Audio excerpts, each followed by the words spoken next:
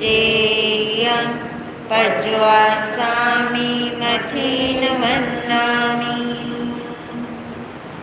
नमो अरिहन्ताण नमो सिद्धान नमो आयर्याण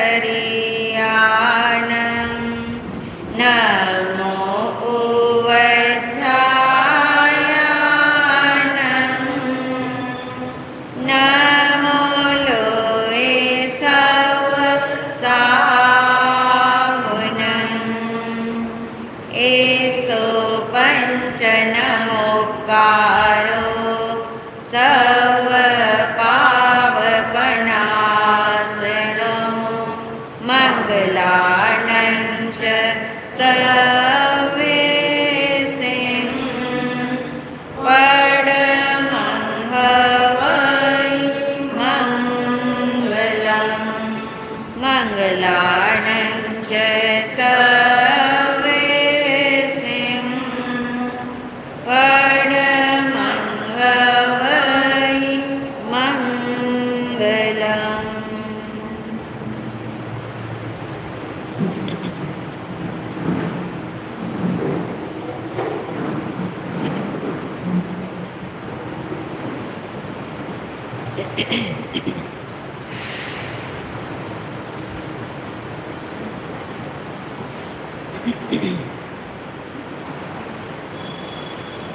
आत्मस्वरूप को ध्याने हेतु आंखें बंद करें।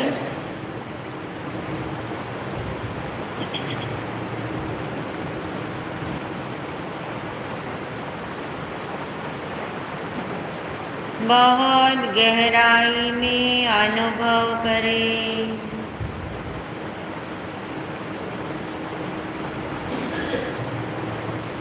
अपने होने का एहसास पक्का करें।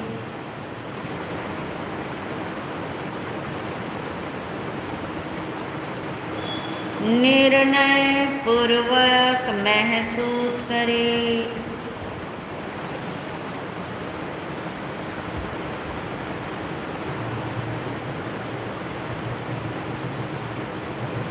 मैं आत्मा हूँ।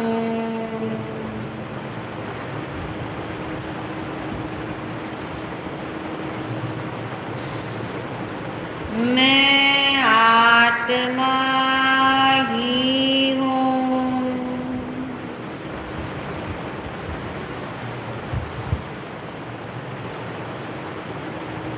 आत्मा के अलावा अन्य कुछ भी मैं नहीं हूँ। मैं शुद्ध आत्मा हूँ। मैं शुद्ध आत्मा हूँ।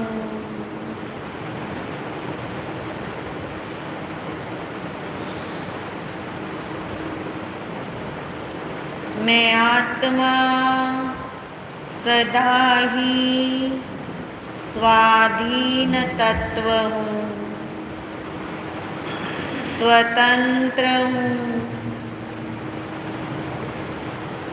मेरा अस्तित्व निरावलंबी है।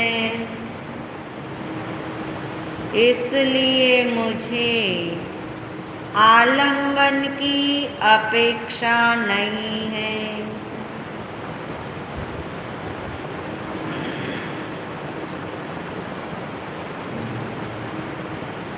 ज्ञान को जानने के लिए पर की जरूरत नहीं है।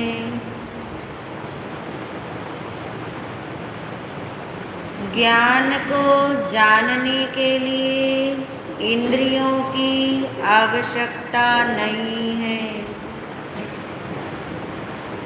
ऐसा मैं निरावलंबी तत्व हूँ।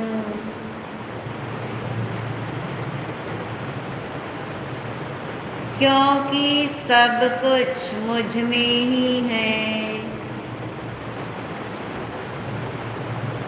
मेरा सब कुछ मेरे भीतर ही है। इसलिए जो भी मिलेगा, जब भी मिलेगा, मुझसे ही मिलेगा।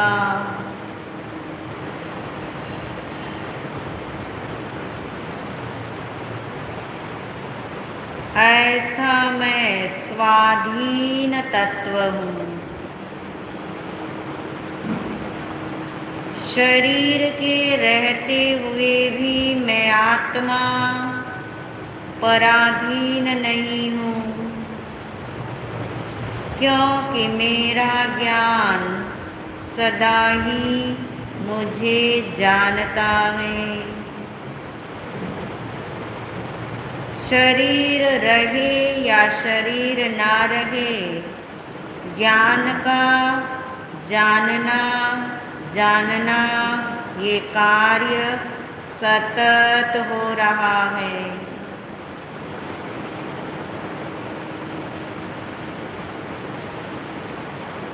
कर्म रहे या ना रहे, तथापि ज्ञान का कार्य निरंतर चल रहा है। मैं ही जानने वाला हूँ। मैं ही जानने में आने वाला हूँ। जानने वाला भी मैं, जानने में आने वाला भी मैं, इसलिए मुझे पर की ज़रूरत नहीं।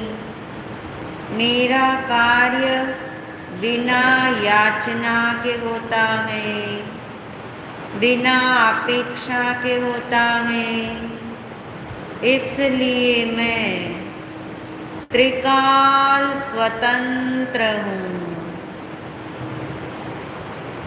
मैं कल भी स्वाधीन था, निरावलंबी था। आज भी मैं निरावलंबी हूँ। भविष्य में भी सदा निरावलंबी ही रहूँगा। ऐसे अपने स्वरूप की महिमा भासे आत्म स्वरूप को ग्रहण करें। ऐसा ही मैं हूँ, ये निर्णय करें। इसके अलावा अन्य कुछ भी मैं नहीं हूँ, ये पक्का करें। बारंबार ये भावना भाई, मैं निरावलंबी हूँ, स्वतंत्र तत्व हूँ। मेरा अस्तित्व मेरे कारण है। मेरा सब कुछ मुझ में ही हो रहा है। मेरा सब कुछ मुझसे ही होगा।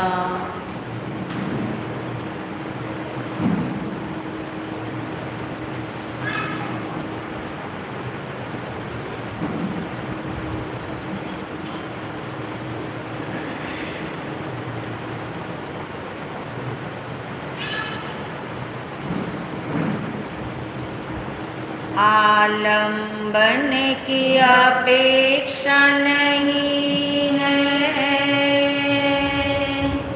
आलम्बन की अपेक्षा नहीं है। मैं हूँ निरावलंबी। मैं हूँ निरावलंबी। मेरा मुझ में ही होता है। मेरा सब मुझ में ही होता है।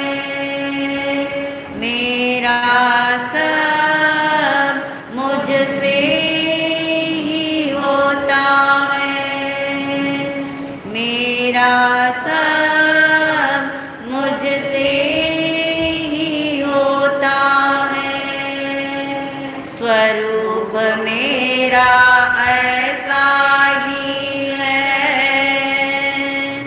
स्वरूप मेरा ऐसा ही है। मैं नहीं पराधीन,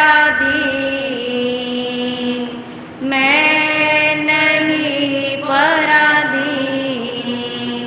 मेरा सब मुझ में ही होता है, मेरा सब मुझसे ही होता है, मेरा सब मुझ में ही होता है।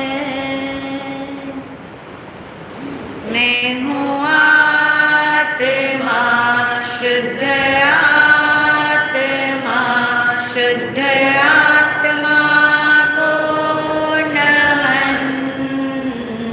मैं हूँ आत्मा, शुद्ध आत्मा, शुद्ध आत्मा की शरण। गुरु वंदना, गुरु वंदना, गुरु वंदना बारंबार। गुरु वंदना, गुरु वंदना, गुरु वंदना बारंबार। प्रसन्नता के साथ आंखें खोलें। परम श्रद्धेय परम उपकारी महाराज श्री के चरणों में अनंत वंदन नमन। सभी शुद्ध आत्माओं को अनंत वंदन नमन। को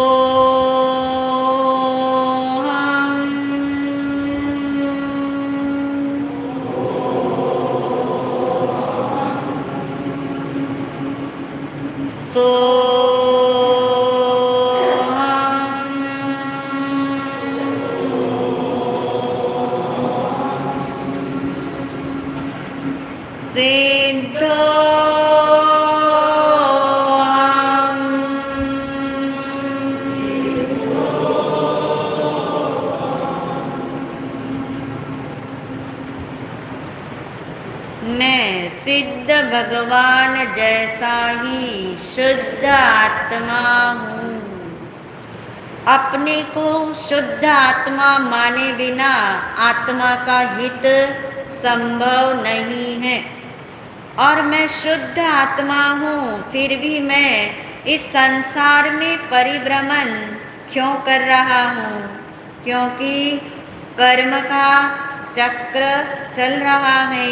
कर्म के चक्र के संयोग में ये आत्मा है, इसलिए जन्म मरण भी हो रहे हैं, राग द्वेष भी हो रहे हैं, बारंबार शरीर का भी परिवर्तन हो रहा है। फिर भी आत्मा भगवान कहते हैं कैसा है? शुद्ध। आत्मा का स्वरूप जो है वो सदा ही शुद्ध है, इसलिए आत्मा त्रिकाल शुद्ध है। फिर ये कर्म चक्र यानी कर्म बंद क्यों हो रहा है? कर्म बंद क्यों हो रहा है? क्या कारण है कर्म बंद का? कर्म बंद क्यों हो रहा है? आप कहोगे क्योंकि, बोलोगे कुछ?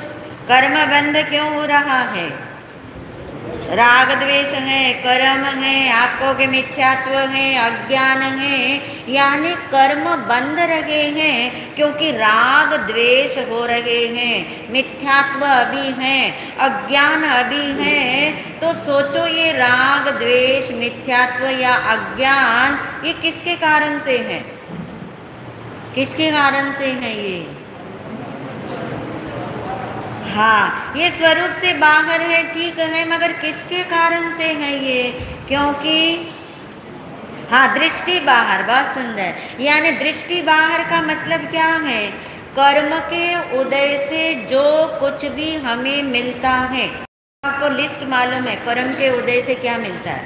कर्म के उदय से सारे संयोग मिलते हैं, यानी 9 कर्म मिलते हैं। सारे भाव कर्म भी उदय में आते, किसकी वजह से? कर्म की उदय से।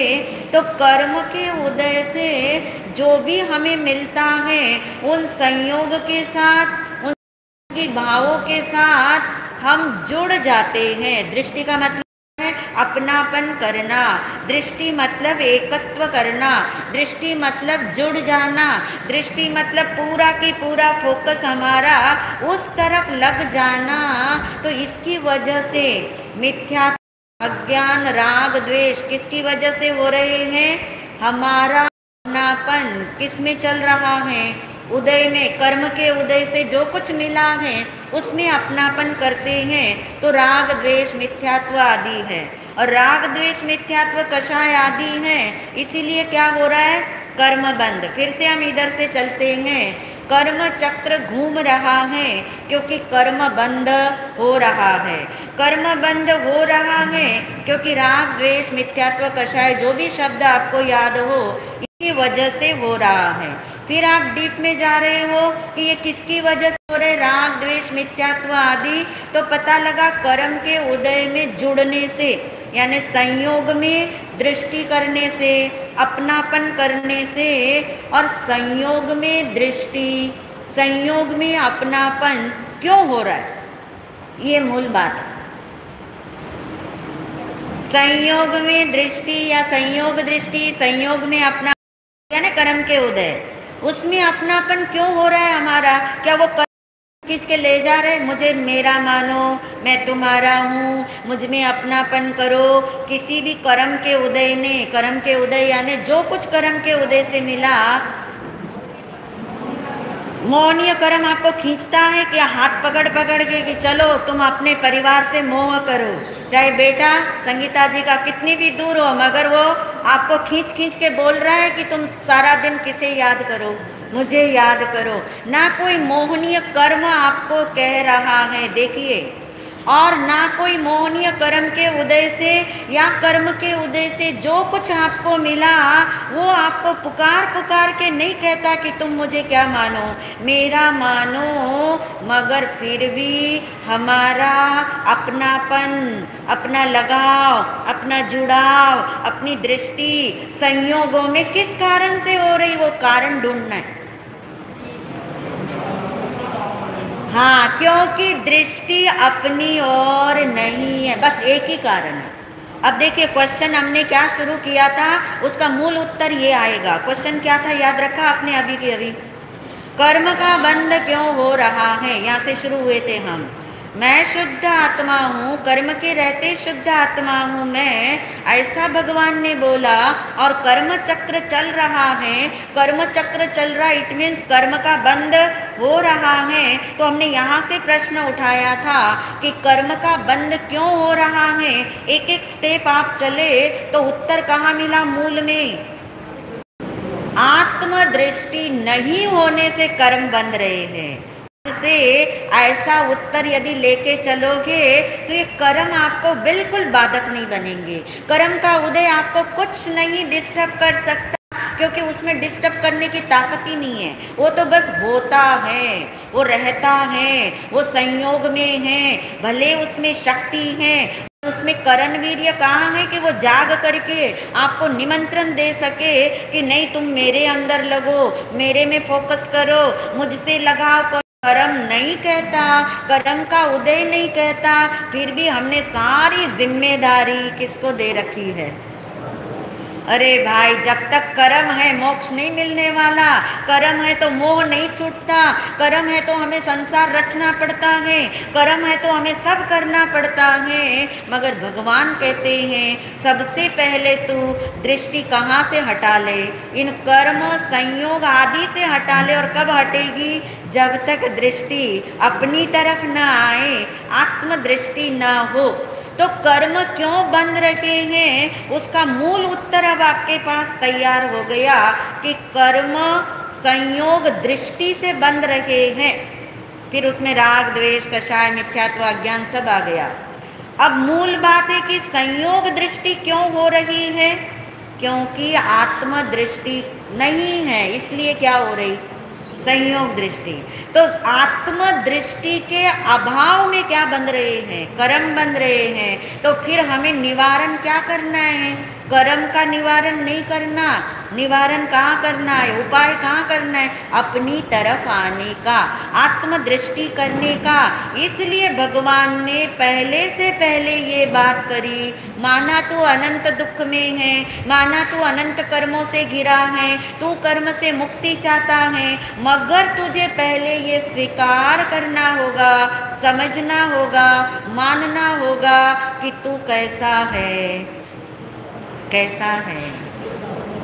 देखिए अभी तो हमारे बोलने में भी बल नहीं है सिर्फ शुद्ध आत्मा बोलने से काम नहीं चलता ना हमारा।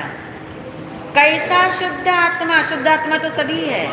सिद्ध भगवान जैसा ही मैं शुद्ध आत्मा हूँ, तब सिद्ध भगवान के बाद नजर कहाँ आएगी? अपनी तरफ आएगी, अपनी ओर आएगी, आत्म स्वरूप समझने की ओर आएगी, तब जाकर के आत्म दृष्टि खुलेगी।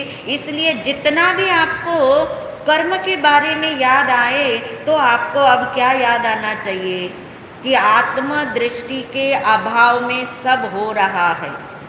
क्या सब हो रहा है? मौनीय कर्म कुछ नहीं कर रहा, बाकी सारे कर्म के उदय कुछ नहीं कर रहे। वो तो है, वो है, वो उदय में है, मगर गड़बड़ सारी कहाँ हो रही है? हमारी दृष्टि की भूल है, मान्यता की भूल है, अपनी तरफ फोकस नहीं है, एकत्व और अपनापन बाहर में संयोग में जाता है। इसलिए ये आत्मदृष्टि चतुर्मास में इतना भी हमें समझ आ जाए कि हम अपने को भूले हुए हैं, इसीलिए हमसे भूले हो रही है। कोई भी भूल हो जाए, गलती हो जाए, पाप हो जाए, अपराध हो जाए, आप जैसा नहीं चाहते वैसा कोई दोष लग जाए, तब याद करना कि सारे दोषों का, सारे पापों का, सारी गलतियों का मूल क्या है? अपने को नहीं जानना, यानी अपने को भूल जाना। अपने को भूल जाने से संसार है, अपने को भूल जाने से कर्म बंध रहे हैं। तब ये जब जिस दिन समझ आएगा, समझ में पक्का होगा, तब आत्मदृष्टि के लिए अंदर से क्या जागेगी? जिज्ञासा जागेगी कि आत्मदृष्टि अब तक क्यों नहीं हुई? तो भगवान कहते तूने अब तक किसको नहीं जाना? आत्मा को नहीं जाना। ऐसा नहीं, आत्मा को तो बहुत जाना हमने। किसको नहीं जाना? आत्म स्वरूप को नहीं जाना। अब देखिए दो चीजें अलग हो रही है ना, आत्मा को जानना और आत्म स्वरूप को जानना।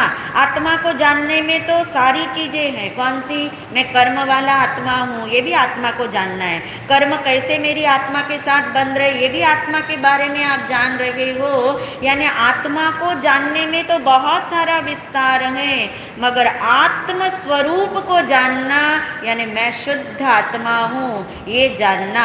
मैं आत्मा हूँ ये चीज नंबर 1। नंबर 2 पे कहाँ आए? मैं शुद्ध आत्मा हूँ। मेरे आत्म स्वरूप में, मेरे आत्म स्वरूप में सिवाय किसके? सिवाय किसके? सिवाय अनंत गुणों के, सिवाय अपने आत्म प्रदेशों के और कुछ है ही नहीं, होता ही नहीं, होगा ही नहीं। ऐसा मैं शुद्ध आत्मा, ये निर्णय हो तो करण वीर्य जागे। क्योंकि जगाना क्या है? करण वीर्य। कौन जगाएगा करण वीर्य? कर्म के पास तो है ही नहीं। कर्म के पास अनंत शक्ति है, मगर कर्म के पास कौन सा वीर्य यानी शक्ति नहीं है? करण वीर्य नहीं है। वो जानता नहीं है, जो जानता नहीं वो जागता नहीं है, जो जागेगा नहीं वो पराक्रम कहाँ से करेगा? पराक्रम करने की शक्ति, जागने की शक्ति, जानने की शक्ति, इसको वन वर्ड में आगम में कहा करण वीर्य। करण वीर्य कैसे जागे मेरे भीतर में, ताकि आत्मदृष्टि खुले? उसका प्रोसेस कल हमारा अधूरा था। हम जिस दृष्टांत के माध्यम से जिसे जान रहे थे, अब तो दृष्टांत आपको याद हो गया होगा। दृष्टांत का गोलन करते करते तीसरा दिन आ गया। क्या था दृष्टांत? भेड़ और यानी कर्मों की भीड़ में, कर्म रूपी भेड़े है ना, भेड़ों की हमेशा भीड़ होती है। कभी भी आपने भेड़ को अकेला नहीं देखा होगा, कहाँ देखा है? समूह में देखा। समूह में देखते वो कर्मों की भीड़ है, कर्मों की भीड़ में ये आत्मा अनादिकाल से संयोग में है। शेर का बच्चा तो उसका तात्कालिक संयोग हुआ था, वो तो अलग बात है, मगर कर्मों की भेड़ों के संग ये शेर रूपी, ये आत्मा रूपी शेर का बच्चा कब से है? अनादिकाल से है। और इसलिए बहुत बड़ी भूल हुई, बहुत बड़ा नुकसान हो रहा है कि दृष्टि कहाँ बंध गई? कर्म से बंधी, कर्म के उदय से बंधी, राग द्वेष से बंधी, नो कर्म से बंध गई। और वो बंधी हुई दृष्टि अब कितना भी कुछ सुन ले तो वहाँ से हटके कहाँ आने को तैयार नहीं, अपनी तरफ आने को तैयार नहीं। इसी के लिए सारी समझ का ये दौर है कि ये जो भयंकर भूल हमसे हुई है, मगर कोई बात नहीं, ये अनादिकाल की भूल है, कोई बात नहीं, क्योंकि ये अनादिकालीन संयोग है, स्वभाव नहीं है। संयोग ने क्या रिलैक्स दिया आपको? संयोग का वियोग होगा या संयोग का वियोग अभी भी है। जो एक दिन जुदा होना है, अलग होना है, वो अभी भी मुझसे क्या है? अलग है। यानी संयोग शब्द ने ये बता दिया कि ये तेरा जो संयोग है वो स्वभाव नहीं है। संयोग का अभाव एक दिन हो जाएगा, स्वभाव का कभी भी अभाव होता नहीं है। कर्म बांधना मेरा स्वभाव नहीं है, इसलिए उसका एक दिन क्या होगा? अभाव होगा। और निरंतर उस शेर के बच्चे ने निरंतर उन्हीं भेड़ों के संग उसी तालाब में रोज रोज पानी पीता है। कर्म के उदय से रोज रोज हम भी जिनवानी को सुनते हैं, मगर जिनवानी को हम सिर्फ कानों से सुन लेते, कई बार सुनने के लिए सुन लेते हैं, कई बार सत्कर्म तक सीमित रखने के लिए सुनते हैं, कई बार धर्म क्रिया करने तक सीमित रखते हैं। मगर एक दिन ऐसा आता है जब हमारी पात्रता पकती है, जैसे उस शेर के बच्चे की पात्रता पकी और उसे ऐसा संयोग मिला कि वो तालाब का पानी बिल्कुल शांत है, स्थिर है, और उसने पानी पीते पीते पानी को नहीं देख करके किसे देख लिया? पानी को देखोगे तो मुंह नहीं दिखेगा, क्या देख? अपनी तरफ आओगे, उस चेहरे को देखोगे तो फिर अपना चेहरा आपको दिखाई देगा जो पानी में झलक रहा है। ऐसे ही कोई एक जन्म हमें भी ऐसा मिला, ऐसी भगवान की वाणी मिली, ऐसे अध्यात्म के स्वर मिले और ये समझ आया कि ये भेड़ों की भीड़ से मैं क्या हूँ?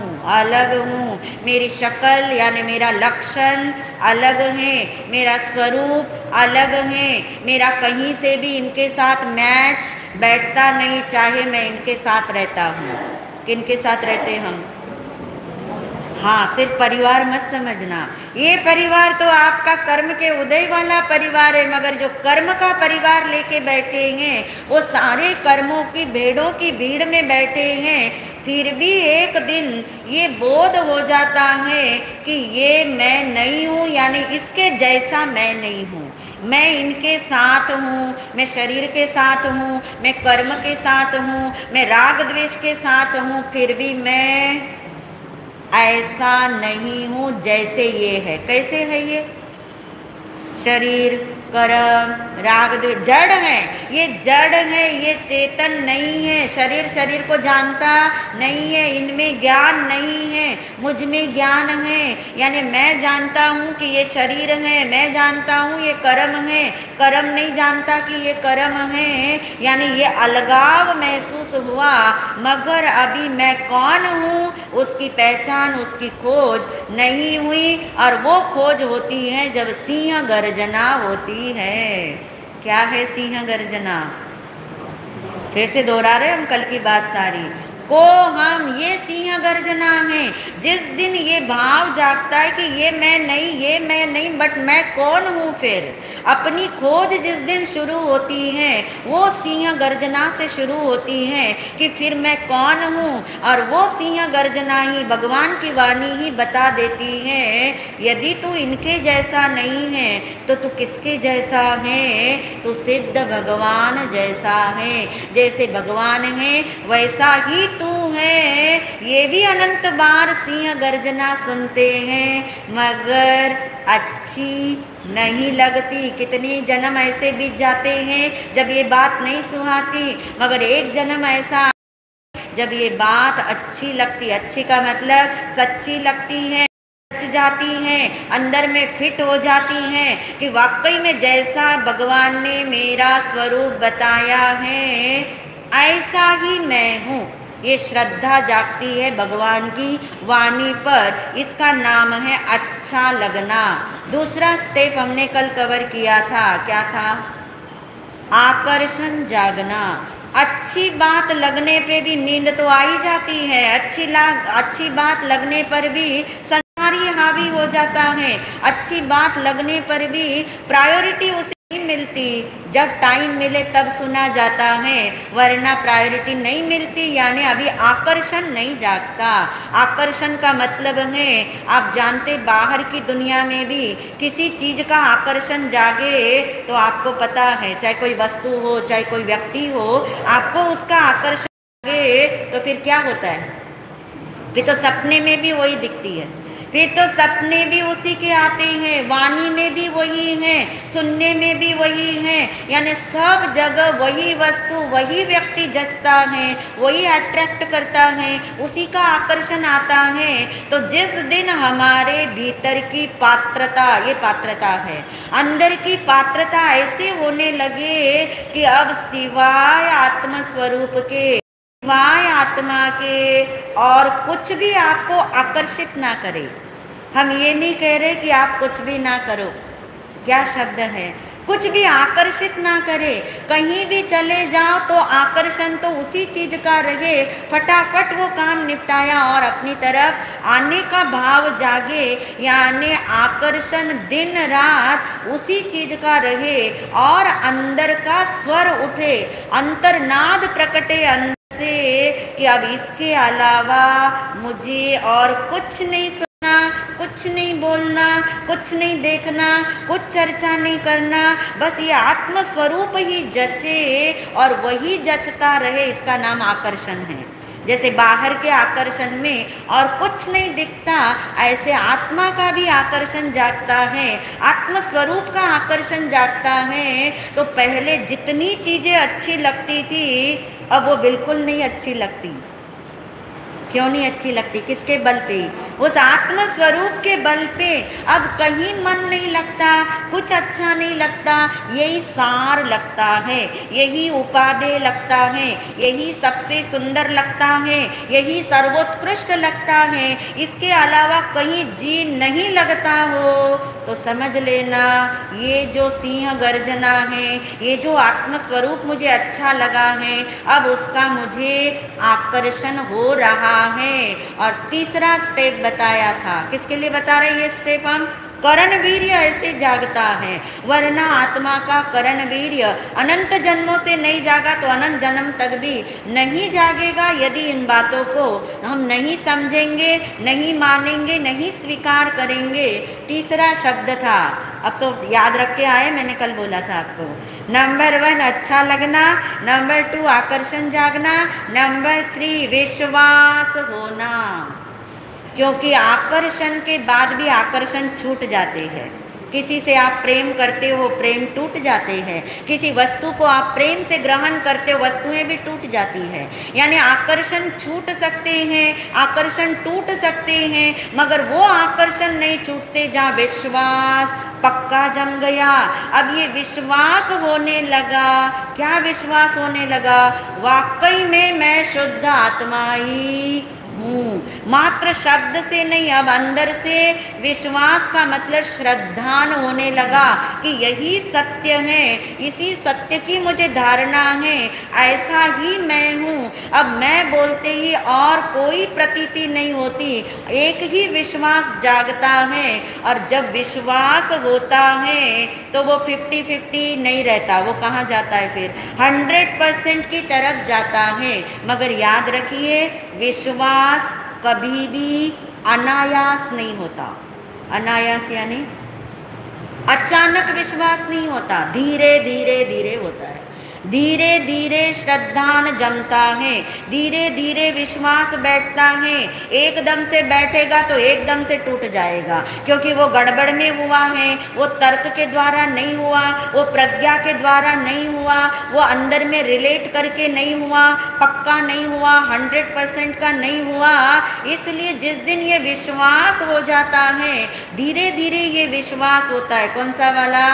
मैं हूँ शुद्ध आत्मा, मैं हूँ शुद्ध आत्मा। ये पहले ज्ञान होता है, फिर उसका भान होता है। एक ज्ञान है, एक भान है। ज्ञान यानी जानना है, भान यानी विश्वास, प्रतीति में आ जाना कि वाकई में मैं हूँ तो ऐसा, इसके अलावा मैं और कुछ हूँ ही नहीं। जो हम आत्मस्वरूप के चिंतन में 3 बातें बोलते हैं ना, क्या बोलते याद रखिए आपने? मैं आत्मा हूँ, मैं शुद्ध आत्मा हूँ, और इसके अलावा मैं कुछ और हूँ ही नहीं। इसका नाम है विश्वास। ये है विश्वास, ये है श्रद्धान कि इसके अलावा, अलावा का मतलब चाहे कुछ भी हो, 3 काल में कुछ भी हो, उसमें मैं नहीं, वो मेरा नहीं, वो मेरा स्वरूप नहीं। ये विश्वास जब जागे तब प्रयास होता है। देखिए, प्रयास का नंबर 4 है। हम सोचते अरे इतना टाइम हो गया सुनते सुनते, मेरे अंदर कोई प्रयास तो हो ही नहीं रहा। मगर ये 2 स्टेप हमारे मिसिंग है ना। जब तक आकर्षण न जागे, तब तक विश्वास पक्का न हो जाए, तब तक आपका प्रयास डेवलप ही नहीं होगा, प्रकट ही नहीं होगा अंदर से। अंदर से प्रयास प्रकट होना, इसी का नाम करण वीर्य है। ये करण वीर्य प्रयास प्रकट होता है, और ये प्रयास थोड़ा थोड़ा थोड़ा होते होते निरंतर होता जाता है। शेर के बच्चे को याद करो, कथा याद रख रहे हो ना साथ साथ।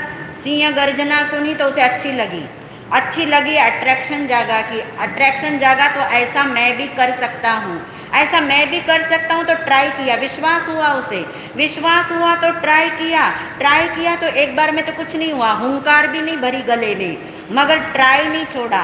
बस ये हम भूल करते हैं।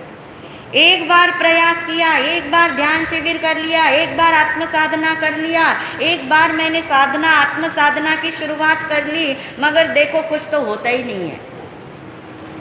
प्रधान जी कितने ध्यान शिविर, मगर निराश नहीं होना, निरंतर प्रयास चाहिए, निरंतर प्रयास चाहिए। अगर निरंतर प्रयास नहीं होगा, उस शेर के बच्चे ने देखो निरंतर ट्राई किया, क्योंकि अब जंगल में आता है, भेड़ों से तो उसने अलगाव ही कर लिया। अब अलगाव का मतलब उन्हें देखता भी नहीं, उनकी तरफ जाता भी नहीं, उनसे अलग चाल है, उनसे अलग अपने लक्षण हैं, वो सारी एक के पीछे एक चलती, ये हटके चलता है, सारी चीज़ें बदल गई उसकी।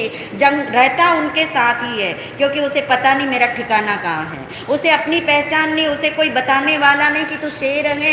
मगर देखिए प्रोसेस कैसे हो जाता है, और वो बारंबार ट्राई करता है जंगल में। थोड़ा थोड़ा गले की हुंकार निकलती है, धीरे धीरे धीरे आवाज़ निकलती है, और एक दिन आता है, एक दिन आता है, एकदम नहीं होता मगर एक दिन आता है। इसलिए कार्य धीरे धीरे होता है, कोई जल्दबाजी नहीं करना, इसमें जल्दबाजी नहीं करना, मगर प्रमाद भी नहीं करना। जल्दबाजी भी नहीं करना, प्रमाद का मतलब अरे जब होना होगा हो जाएगा, हम तो रोज करते रहेंगे, ऐसे नहीं होगा। जल्दबाजी भी नहीं करना, प्रमाद भी नहीं करना, धैर्य से कार्य लेना, समझ से प्रयास करना, निरंतर करना। निरंतर पे जोर है, चाहे 5 मिनट करो, 10 मिनट करो, मगर कैसे करना है, निरंतर करना। ये नहीं कि पर्यूषण में 8 दिन तो 3 टाइम कर लिया, और फिर उसके बाद क्या कर दिया? नहीं, आपने नहीं छोड़ा, आपने तो बिल्कुल फॉलो किया है। आपने नहीं छोड़ा, आप निरंतर में हैं, मगर जल्दबाजी नहीं चलेगी और प्रमाद भी नहीं चलेगा। और एक दिन प्रयास होते होते होते, जैसे होता है ना, एक एक बूंद एक एक बूंद एक एक बूंद मटके में गिरती जा रही है, और आप कहते हैं कि 10 दिन हो गए, मटका तो भरा ही नहीं, मटके में तो पानी दिखता ही नहीं। मगर आप निरंतर लगे रहो, निरंतर कार्य करते रहो, और ये फिक्र ही मत करो मटका कब भरेगा। निरंतर प्रयास, निरंतर प्रयास, निरंतर अभ्यास, अभ्यास, इसी का नाम आत्म साधना, निरंतर आत्म साधना। और एक दिन आता है 100%, जैसे उसने सिंह गर्जना कर ली, ऐसे ही ये आत्म दृष्टि खुल जाती है। और आत्म दृष्टि खुलते ही कर्म चक्र की दिशा क्या होती है? बदल जाती है। कर्म चक्र रहता है, कर्म चक्र रहता है, मगर डायरेक्शन चेंज हो जाती है। डायरेक्शन चेंज होगा तो मंजिल क्या हो गई? चेंज हो गई। चलना नहीं रुका, कर्म का बंधना नहीं रुका, मगर अब संसार की दिशा हट गई और मोक्ष की तरफ मंजिल, यानी कर्म चक्र इधर चलने लगा। तो हम चक्र के द्वारा, कर्म चक्र के द्वारा अब हमने 3 पॉइंट कवर कर लिए। ये 3 पॉइंट चिंतन में रखना, और कल से हम चौथा पॉइंट स्टार्ट करेंगे, जो सबसे इम्पॉर्टेंट है, जो हमें बताएगा। आप याद रख के आना चारों पॉइंट, कल आपसे पूछे जाएंगे।